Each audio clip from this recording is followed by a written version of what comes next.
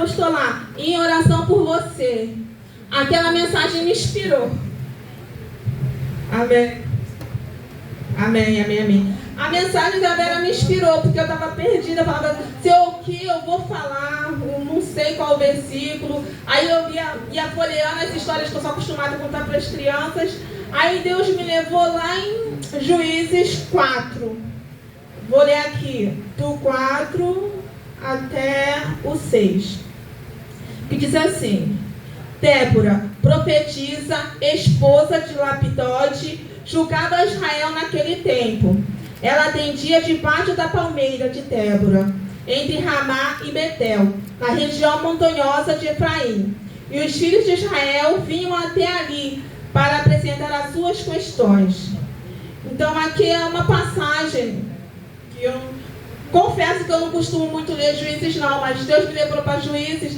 Então assim, o povo, ele estava há 80 anos livre, tá? Deus usou Eude, que livrou o povo de Israel, né? E eles estavam há 80 anos livres. Mas nós sabemos que o povo de Israel, ele vivia muito de altos e baixos. Era a época que eles estavam adorando a Deus em tudo. Daqui a pouco vinha épocas que eles se esqueciam que Deus havia feito na vida deles e começavam a fazer coisas que eram mal aos olhos de Deus. E o que aconteceu?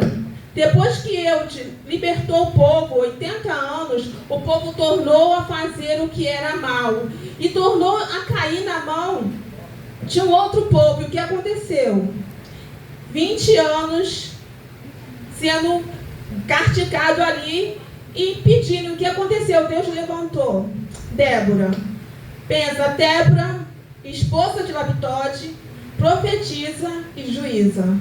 Numa época em que as mulheres não tinham poder nenhum, a mulher não tinha poder nem de fala, quanto mais julgar o povo. Eu estava vendo um artigo de 4 anos atrás, em que umas feministas israelitas se juntaram e fizeram um monte no muro da lamentação, pedindo em poder orar em voz alta. Porque olha, 4 anos atrás, não faz nem muito tempo, elas não têm o direito de orar em voz alta. E elas fizeram aquele montinho ali na Monte das Murmurações, pedindo direito a orar em voz alta. Imagina Débora, 12 séculos antes de Cristo, nesse contexto todo de guerra, uma mulher juíza, esposa. Eu achei interessante porque a Bíblia, o autor, ele foi enfático em falar esposa de Lapidode.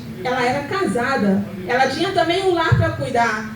A Débora tinha um lar para cuidar. Então ela tinha mais uma função, ela também cuidava do lar, mas nada disso atrapalhou com a obra que Deus tinha na vida de Débora. Nada disso fez com que Débora se voltasse atrás e falasse: Senhor, isso não é para mim, não é do meu tempo, eu não posso nem falar, quanto mais como eu vou ser juíza, como eu vou julgar um povo. A palavra de Deus diz que Débora, ela não tinha uma tenda para ficar, ela não tinha um lugar ali separado para ela. Ela ficava embaixo das palmeiras. E ali ficou um referencial de Débora. Você vai aonde? Está lá dando uma briga lá no povoado. Vamos no juiz. Qual juiz? Nas palmeiras de Débora. Nas palmeiras de Débora. Ela tornou uma referência ali aquele lugar. Era um lugar que não era nem propício. Ela estava embaixo de uma palmeira. Ela não tinha uma tenda para o povo entrar ali e ser julgado. Mas ela tornou aquela palmeira uma referência. Você vai para onde? Tá com problema? Estamos. Quem vai julgar? A juíza. Onde? Lá nas palmeiras de Débora. Vamos lá na palmeira de Débora. Nós precisamos também ser essa referência. Porque Vicente de Carvalho precisa disso. Quando acontecer um problema, vamos aonde? Vamos lá na casa da Vera. Vamos lá na casa da Adriana. Vamos na casa da Vânia. Nosso lar precisa ser referência. As pessoas precisam olhar, porque nós queremos trabalhar tanto na igreja, mas nos esquecemos que a igreja sou eu. A igreja começa na minha casa. O meu lar tem que ser referência para os meus vizinhos. Os meus vizinhos, quando precisar de socorro, eu tenho que estar pronta para socorrer. Os meus vizinhos precisam confiar na minha oração. Eles precisam ver a minha conduta e falar assim: lá, a hierarquia de oração. Vou lá na casa da Iraci. Tá dando um problema? O que eu... Vou lá na casa da Iraci, vou morar. Era assim, tô lá vou na palmeira de Débora. Tá tendo problema com a gente? Débora vai julgar. Vou na palmeira de Débora. Aquela palmeira tornou referência. Eu vou na palmeira de Débora. Num tempo em que estava em guerra.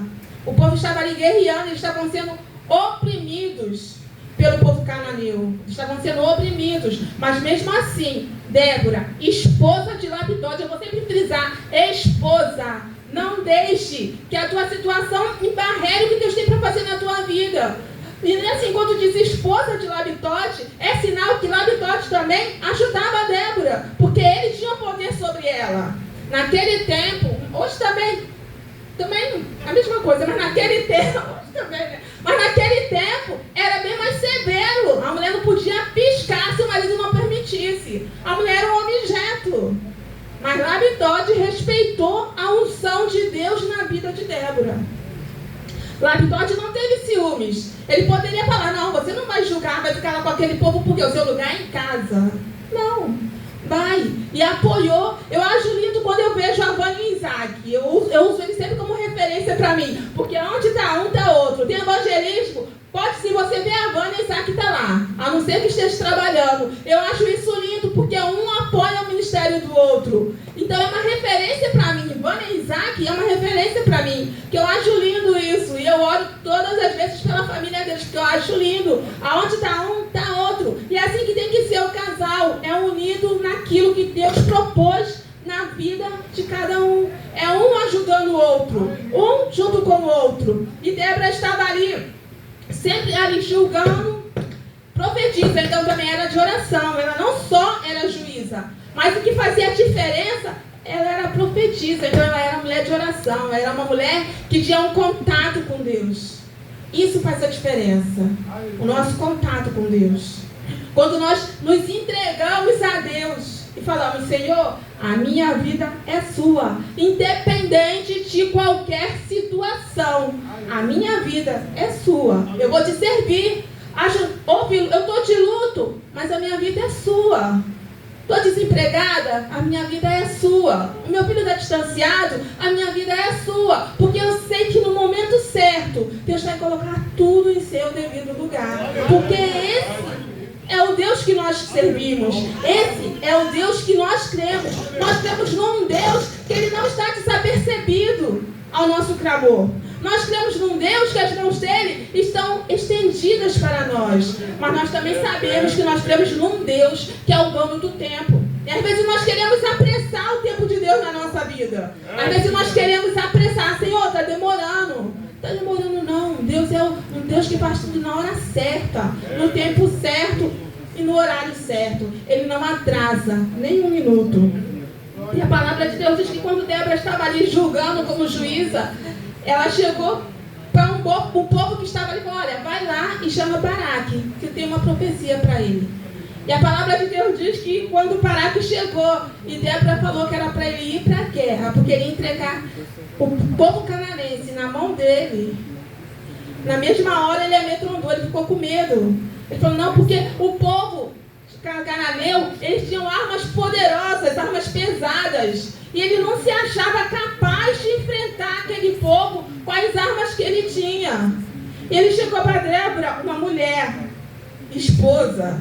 Ele chegou para Débora e falou, olha, eu vou, mas se você for comigo, sozinho eu não vou não. Essa é a diferença, é a confiança. Porque ele sabia quem era Débora. Ele era um general de guerra treinado. E eu procurei, eu não vi na Bíblia, procurei no Google, eu não vi nada falando que Débora era guerreira, que sabia empunhar a espada. Mas eu vi que ela era mulher de oração. Aí faz a diferença. Ela era mulher de oração. Ele poderia estar lá empunhando a espada dele, mas nem assim a espada. Tanto que Débora chegou quando ele falou, olha, você vai comigo. Ela disse, tá. Mas a honra não vai ser sua não, a honra vai ser por uma mulher. E ele não questionou, ele aceitou. Ele poderia falar, como pastor, que a honra não vai ser minha? Se eu sou o general, pode isso. E ela vir falar que a honra é de uma mulher, eu sou o general.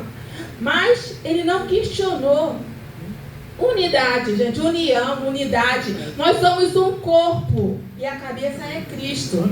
E nós sabemos que cada parte do nosso corpo, cada uma tem uma função. Não dá para você andar com uma perna só, vai dificultar, vai ficar difícil andar com uma perna só. Não vai dar para você fazer as coisas que você faz normalmente, somente com um braço. Então, Cristo, Ele põe a igreja como um corpo. Nós temos que estar juntos. Eu preciso da Vânia. A Vânia precisa de mim. Nós temos que estar juntos. A palavra de Deus fala da cerca de quando Jesus estava ali e uma multidão cercava Jesus. E a Bíblia diz que eles tiveram fome. Jesus não tinha como alimentar, virou para os discípulos e falou: dá de comer. Eles, como que nós vamos conseguir dinheiro para alimentar tanta gente? Se apresentou um menino com 5 pães e 2 peixes. O que é isso para alimentar uma multidão?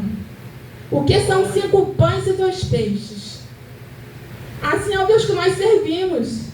O Deus que nós servimos, Ele é assim. Ele trabalha do nada, Ele faz alguma coisa. Às vezes nós possamos até pensar assim, eu posso pensar: Senhor, eu não sou capaz. Senhor, eu não posso. Mas quem capacita é Deus. Se Ele te chamou, Ele te capacita. Se Ele te chamou, Ele está no negócio. E assim Ele fez com Débora e Baraque. A palavra de Deus diz que eles foram à guerra. Baraque desceu, entrou na guerra e venceu com todas as armas poderosas que o cananeu tinha. Baraque venceu aquela guerra. Mas Cícera fugiu. E Baraque não foi atrás. Quando Deus tem um plano, Deus tem. Deus falou o quê? Que ele seria morto por quem? Por Baraque? Não, Deus falou: olha, você vai ser morto. Quando Deus usou a profeta para ele, falou: tudo bem, mas a honra não vai ser pelas suas mãos, não. Vai ser pelas mãos de uma mulher. E assim Deus fez. Deus pega as coisas improváveis para mostrar que Ele é Deus. Glória a Deus. Ele pega as coisas improváveis para mostrar que Ele pode na minha e na sua vida.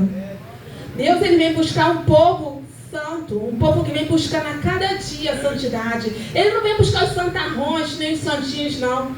Mas Ele vem buscar aquele que a cada dia busca a santidade. Porque a santidade é um exercício. É a cada dia. A cada dia nós estamos melhorando um pouquinho. Porque não temos ainda, se nós tivéssemos a estrutura de varoa, varões perfeitos, Deus faria conosco como fez com Enoque. Ele não ia deixar a gente nesse mundo aqui. Ele teria já nos pego, nos levado, como Ele fez com Enoque, como Ele fez com Elias. Mas nós estamos buscando a cada dia. Buscando a cada dia confiar em Deus. Buscando a cada dia entregar ao Senhor. A cada dia Ele nos mostra algo que precisa ser consertado em nossas vidas. A cada dia nós precisamos buscar: Senhor, aonde Tu quer mexer? Aonde eu preciso consertar? E buscar, porque nós precisamos ser sensíveis à voz do Espírito Santo de Deus. Porque Ele não está calado, Ele está falando conosco. E quando nós nos tornamos insensíveis, quando não damos ouvido, nós vamos nos afastando. Aí fica aquilo assim: o que tem? Nada demais. Pode. O que tem isso? Esse o que tem que vai atrapalhar a caminhada de muitos servos de Deus? Porque nós temos uma bússola, que é a palavra de Deus. Nós estamos vendo hoje em dia muitas doutrinas aparecendo. Nós precisamos conhecer a palavra de Deus para não entrarmos numa dessa. Porque nós vemos povos eloquentes, cheios do poder de Deus, mas quando você vai ver, não tem Bíblia. Como pode você ter o poder de Deus e não ter a Bíblia? E não ter a palavra dele na sua vida? Que possamos conhecer a cada dia a palavra de Deus. Que possamos a cada dia tomar uma porção da palavra de Deus. Possamos a cada dia viver a palavra de Deus. Como eu falei, Débora, ela estava numa palmeira. Nós precisamos mudar o ambiente que nós vivemos. Nós não precisamos ser como camaleões e nos adequarmos no ambiente que estamos. Não, o ambiente tem que mudar. Débora mudou aquele ambiente. Olha, palmeira de Débora. Se eu estou na faculdade, eu tenho que mudar aquele ambiente. Porque a palavra de Deus tem que ser respeitada. Eles precisam olhar e ver: ali tem uma serva de Deus. Se eu estou na minha vizinhança, se o portão abre, eu estou ali, tenho que mudar o ambiente, eu tenho que mudar a conversa, eu tenho que mostrar que Deus está na minha vida. Tem que começar por mim. Muitas das vezes nós olhamos e queremos mudança por fulano, por ciclano, mas a mudança tem que começar pela minha vida. E voltando para a história de Cícera, quando Cícera fugiu, ele foi morto por uma mulher que tinha aliança, o povo tinha aliança com ele. Olha como é que Deus faz. Aquele povo, ele tinha aliança com Cícera. Foi aquela mulher que ele foi pedir socorro, que ela falou, olha, entra aqui na minha tenda, fica aqui. Ele pediu água, ela deu leite, ela tratou ele bem, ela deu leite para ele em vez de água. E ele se achou seguro ali naquele lugar. E quando ele estava adormecido, a palavra de Deus diz que ela foi com o martelo. E foi lá com o martelo, e eu esqueci o nome. Quem me lembra? É martelo e estaca. Isso, eu esqueci o nome da estaca. Foi com o martelo e a estaca. E foi ali na têmpora de Cícera. E ele morreu. E ela foi ao encontro de Baraque e falou, e levou onde estava Cícera e mostrou que ele estava morto. Ele foi morto por alguém que tinha aliança com ele. Quando Deus quer fazer, Deus faz. Se Deus tiver que usar o inimigo para te ajudar, Ele vai usar. Porque Deus é Deus. E se Ele manda, não tem quem fale, eu não vou fazer. Quando Ele manda, quando Ele ordena, tem que fazer, tem que ser cumprido. Como Ele fez com Jonas. Jonas não queria ir para Nínive. Pelos motivos dele, que todos nós sabemos. Ele sabia que Deus era poderoso, que Deus iria perdoar aquele povo. Mas pelos motivos, ele não queria perdão para aquele povo. Então ele falou, eu não vou. Mas ele teve que ir. Será que nós vamos ter que esperar o mar ficar bravio? Vamos ter que esperar o barco balançar? Mas graças a Deus que o mar ficou bravio, né? Porque Deus teve misericórdia de Jonas.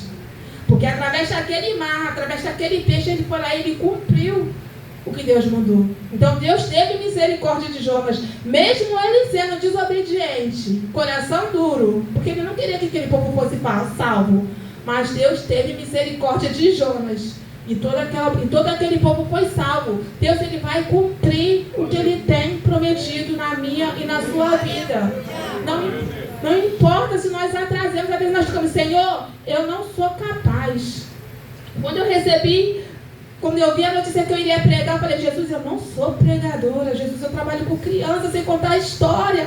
Eu falei assim, eu vou falar com o pastor, que eu tenho aula, porque eu teria aula hoje. Mas eu falei, mas se eu falar para ele que eu tenho aula, ele vai antecipar, eu vou ficar no lugar da Vera, porque eu não tenho aula. Eu falei, não vou fazer isso, eu preciso de... Eu estava ali maquinando tudo. Eu falei, se eu falar que eu não tenho aula, ele vai me antecipar, eu vou ficar no lugar da Vera. Eu não vou fazer isso. Porque muitas das vezes nós somos medrosos, mas nós temos um Deus que nos capacita, nós temos um Deus que nos dá a tranquilidade e nos dá a palavra, porque a palavra não é minha, é de Deus. Eu tenho que falar o que Ele mandou, não o que eu quero, porque a palavra não é minha, a palavra é de Deus. Que nós possamos ser atalaias de Deus nessa terra, que Deus possa nos usar para os nossos vizinhos, para os nossos parentes, que Deus possa nos usar para o nosso próximo. O próximo é aquele que está perto de você. Tem pessoas que estão próximas da gente, que estão precisando apenas de um sorriso, e nós passamos e nem um bom dia. Apenas, às vezes, um bom dia faz com que a pessoa fique mais alegre, mas às vezes a pessoa está lá achando que ninguém está ligando, ninguém está vendo. Você olha com um sorriso e dá um bom dia. Aquele dia foi o melhor dia da vida daquela pessoa. Que possamos ser usados por Deus nessa terra. Que possamos permitir que o Espírito Santo de Deus venha trabalhar nas nossas vidas, amém? Mas antes de entregar, eu preciso agradecer os irmãos. Eu fiz um propósito para Deus quando eu passei na faculdade, que todo ano eu iria agradecer. Eu confesso que eu estava relutando. Falei, Jesus, todo ano a mesma coisa. Mas aí a Bíblia me mostrou um rei que ele foi para a guerra e ele fez um voto para Deus. Ele falou assim, se eu vencer essa guerra, a primeira pessoa que vier ao meu encontro, eu entrego o sacrifício. Olha o que esse rei fez, gente. Olha o que ele fez. Às vezes a gente, movido pela emoção, fazemos voto a Deus que não pensamos. Mas a Bíblia não obriga ninguém a fazer voto. Mas diz que se você fez, você tem que pagar. Ela não obriga a fazer. Mas se fez, tem que pagar. Então eu vou pagar meu voto hoje aqui. Agradecendo aos irmãos que estão orando por mim. Esse semestre foi um semestre atípico, né, de greve, então matérias corridas, muito corridas, e eu sou lentinha para acompanhar, mas Deus me deu graça, e fora a minha memória que está ruim. Olhe pela minha memória, porque viu que eu esqueci a estaca. Uma palavra simples, imagina numa prova. Então assim, eu dei graças a Deus que a maioria das provas foi múltipla escolha. Porque você lendo, você lembra o que você estudou. Mas a que foi dissertativa, eu reprovei. Ética, gente, eu reprovei em ética. Não podia. Mas Deus sabe todas essas coisas, porque também eu queria muito fazer ética, mas eu queria também aprender. E foi muito corrido, muito corrido. Mesmo que eu tivesse a sorte de passar, eu não iria aprender nada. E nós sabemos que ética é uma matéria que não tem como você correr, você tem que saber. Na hora eu fiquei meio triste, falei, poxa Jesus, ética. Mas aí Deus foi falando no meu coração, porque foi uma matéria, uma aula muito corrida, o pessoal tudo reclamando que não estava aprendendo, e foram tudo... Mas eu quero aprender, eu não quero só estudar, eu quero aprender. Então eu glorifico a Deus. E eu não consegui, na minha grade ética para esse semestre.